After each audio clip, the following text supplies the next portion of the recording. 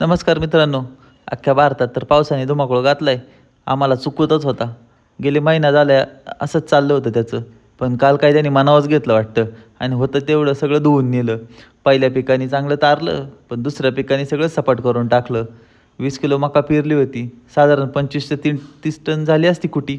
पण काय सगळी जमीन दोस्त झाली.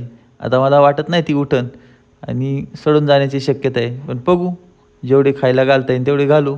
काय निसर्गापुढं काय कोणाचं चालत नाही. असो, शेतकरी हो, मोठं काळीच ठेवलंच पाहिजे. तेवढं नाही होतंय तर दुसरीकडे जाऊन बघतोय तर अख्खं बैलांचं गोठं सपाट झालं होतं. अख्खा मांडव बैलांच्या अंगावर पडला होता. पण त्यांना काही झालं नाही. चला नशिबाने असो. त्यांना तिथून सोडलं आणि चुलतीच्या गोठ्यात नेऊन बांधलं.